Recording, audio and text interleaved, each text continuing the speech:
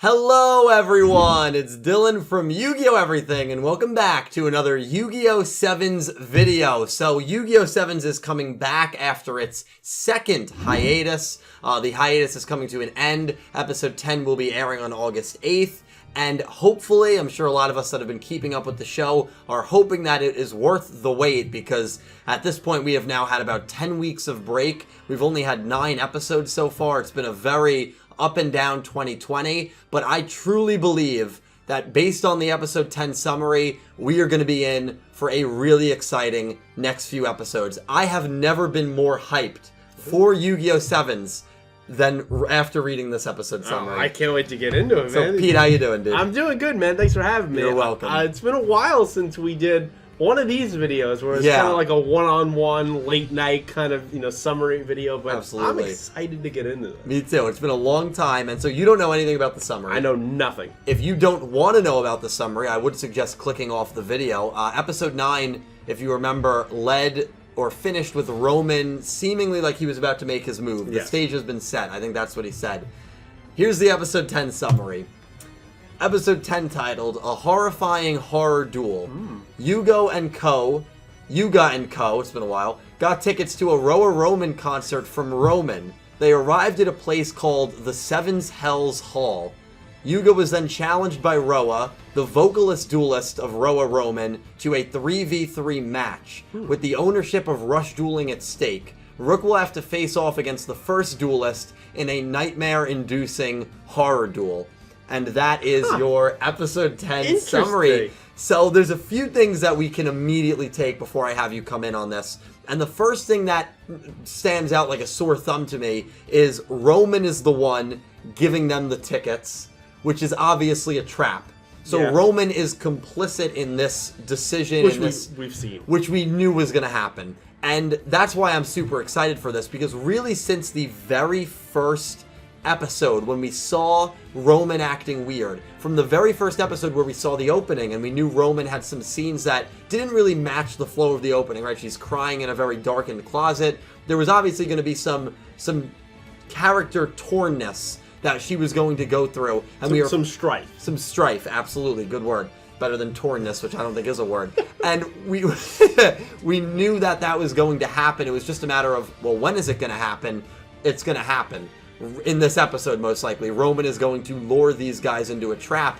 And the other really interesting thing, 3v3. So obviously there's going to be a best of 3, right? Yuga is going to duel Roa. That's probably going to be your rubber match, which is going to be your round 3. Meaning that Rook or Gakuto are going to lose. They have to. One of them has to lose, because if they both win, then there's no reason to have a third duel. Exactly. So someone of our main core 4 is going to lose in these next 2 episodes, these next 2 duels. The other really interesting thing is it's 3 people dueling, even though there's 4 of them, further kind of backing up that Roman is not going to be on their side in this. Exactly. And what could end up happening is Rook duels, a mystery, horrifying duelist, and then Gakuto could end up dueling Roman. Could be, or she could be on the sidelines and it's just 2 of Roa's friends that are kind of in this as well. Absolutely, absolutely. That would be, I think, more intriguing, though, if Roman is forced to go against Well, the other thing is, we know on the next pack cover, next, featured pack, Roa, Gakuto, and Roman are the 3 duelists whose cards are being promoted. It would make sense if Roa is dueling Yuga and Gakuto duels Roman. Yeah. We could have a Gakuto-Roman duel coming up, and if Rook wins this first duel, which if Rook's dueling a random character, I would probably think that Rook's going to win. Yeah. That means that Roman's probably going to beat Gakuto, and that would be a pretty interesting turn, that your main girl is going up against the main protagonist group, and she gets a big win, not for the good reasons. And it's like a torn feeling, right? Because you want to build up the female character, right? And get her meaningful wins. Of course. But, it would only be her second duel. And then on top of that, she's knocking off Gakuto. It's only his second duel. Yeah. So, so then maybe, do you think that maybe Rook loses, which would be shocking, and then Gakuto ends up beating Roman? Would that be a great way to subvert expectations? Sure. But in my mind, if Rook is going up against a random, Rook has to win. Unless you're building up that other character, because we've seen how great Rook is undefeated. Yeah. So power scaling, he's the best. Yeah, right so now. to beat him, then that character has to have meaning. So if it's a random one-off character, probably not going to be the case. Yeah. But it means a lot if Rook can take, if Roman can take out Gakuto. Yeah. Because, like, how does your group progress? Like, how as do you go continue? on Yeah, here? like Roman was the one who set the trap and is trying to steal rush dueling from this group. Yeah. That's the whole basis of this duel. So if Roman duels for Team Roa, she's trying to steal the very thing that she was there when it birthed. That's crazy. So this episode summary is really, really exciting. Yeah, and it sets up what you would imagine the next 2 episodes after this will all deal with these 3 duels. Yeah, right? absolutely. So 10, 11, and 12 will all be this. I love it just from the onset of the title is a horrifying horror duel. 7 Hell's Hall. Like, that doesn't sound like anything we've seen in 7 so far. Everything has been light and go lucky and all these, like, crazy, like, beautiful bright colors, and now we are going to go to a horror darkness, even in the way they name the halls or the episode titles. Like, that is a complete change from where we've been. Yeah, and it could be more comical horror, which I think we're going to get. I don't think we're going to get maybe like a fun house kind of thing. Yeah, I don't think we're going to get like, gruesome level. No, definitely not. But it is interesting. The tone kind of switches, and because of what this episode is, this almost feels like the start of like almost the real plot to a degree. And that's why leaving off with a 5-week break between 9 and 10 makes a lot of sense. Yeah, now. I mean, especially with everything going on in the world, of course. It's understandable, and we hope you're all staying safe out there as well. Absolutely. But to come back on this, it feels like it was that, hey, if we have to stop, this is the perfect time to stop, because we want to start back with this episode. Yeah. And I feel like that is a great decision on their part. It just... It makes me think, right? If the rubber match that we assume would happen would be, Roa and Yuga, right? I mean, you would assume that's where it would go. Can Yuga really lose in that scenario with rush duels at stake? Can he really lose? Well, here's what's very interesting. And you guys who have watched Yu-Gi-Oh! Arc 5, you're not going to know what I'm talking about. It was around episode 10 where Reiji Akaba and his family, the Leo Duel School, went into Yusho and said, hey, we want to take over your school. Here are our 3 best duelists. We want to challenge your 3 best duelists. If we win 2 out of 3, it's very similar to this, and I'm sure people who read this summary probably got that vibe right off the bat.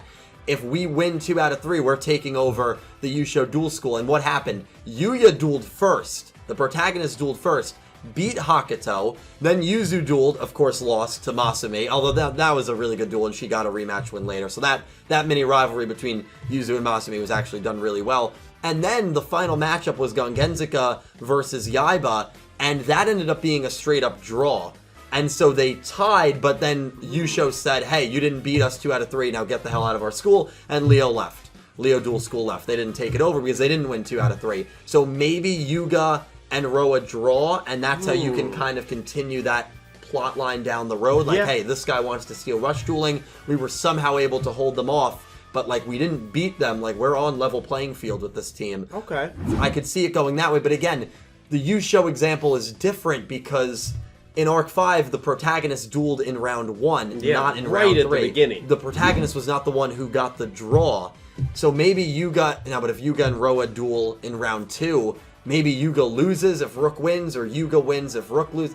I don't know. I don't know. It just feels like there's a lot of potential opportunities. It's a lot here. of potential, but it's a little bit of fear on my part, right? Because I don't want a typical, like, all right, we get to the rubber match. Well, we know Yuga's got to win. Because now you're undercutting the main rival that we assume Roa is the main rival. I think a draw would be very likely. Yeah, but draws are so rare. They're very rare. And so it's like really hard that when we get to that prediction, if that comes out, that is going to be hard to pick because... You get about 3 draws every show. Do you want to undercut the main rival right off the bat in the first duel after you build them up for two episodes before this? Or do you want to take out Yuga? Okay, well, he could come back from this, but...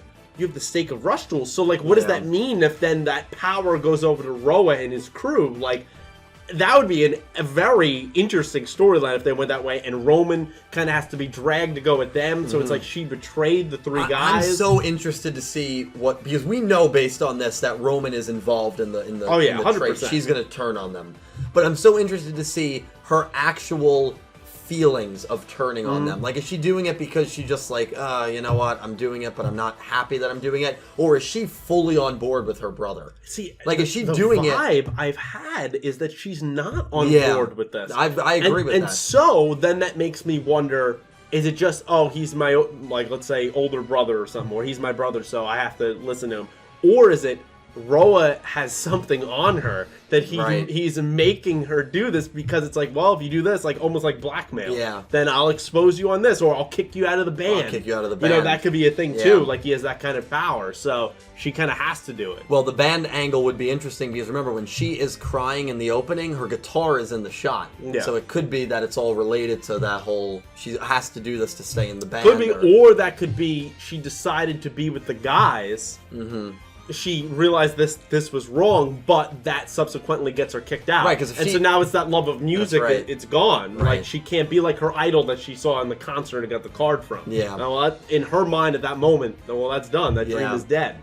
And so, Roman's, the way that her character is in this episode, this feels like it could be the first, like, really serious episode, to a degree, with Yu-Gi-Oh! Sevens, because everything's been so satirical to this point. I mean, we've literally made satirical episodes based on, like, popular movies. Yeah. Like, we've done Jurassic Park, you're right. And Mad Max, I mean, we've done this already. But this feels just a little different reading the summary, like it's going to come back with, like, a real solid punch. I am interested. I think it's a great point by you of, like, how her dialogue is, right? Yeah. Is it, she's on board with this? Is she profusely apologizing during the duel? Or is it more of, like, as the audience, we could tell she's projecting, right? She's trying to stand tough and, like, you know, spout this whole, like, Roa rhetoric, but we could see as the audience in her facial expression, she doesn't want to say these things. She just has to. So it's like kind of one of those three for me of like, her dialogue is going to be the most interesting as it develops over these 3 episodes. Yeah, it absolutely will be. And we get some Gakuto, hopefully. We get some Gakuto. Well, it's 3v3. Gakuto has to be the third duelist. We just don't know if Roman is going to be an actual duelist for Team Roa. Has to be. But Gakuto definitely will be. But if Rook wins, then Gakuto's losing. Yeah, well, he's definitely done.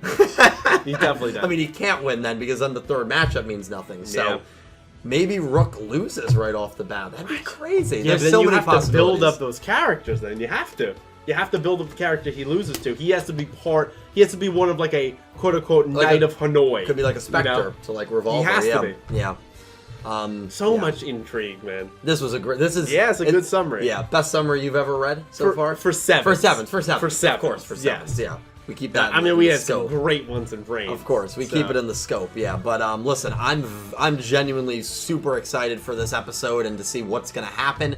Super excited to have Sevens back on air and back on a weekly basis. So hopefully you guys have enjoyed. Hopefully you guys have had a good break from the show, and I'm super excited that the show is coming back. Pete, thank you so much for joining me, man. Thank you for having me, man. I can't wait to get started again. Of course, really excited. Again, Yu-Gi-Oh! Talking Yu-Gi-Oh! 7's Up will be every Wednesday night, 8 p.m. Eastern Time, so make sure to mark that down in the schedule. And thank you to everyone who is watching this video. Definitely leave your thoughts on these upcoming episodes down below. And a special thank you to my Platinum tier patrons, Horace Maye, Goosey Q, Smith620, Blue Maiden 28, Panther J, Moon Calamity, Jarrett Buller, and Aura Dragon, and to my Diamond tier patrons, Jesse Wood, Latrell Smith, Pegasus Seiya, Brandon Gomez, and Soledsnak, and to my Egyptian God tier patron, Stella Sky. Thank you to everyone who supports me over on Patreon. Thank you to everyone who's a YouTube channel member. You guys help me out tremendously, and I would not be able to do this without all of your amazing support. I will talk to you guys down below. Thank you so much for watching, and I hope you have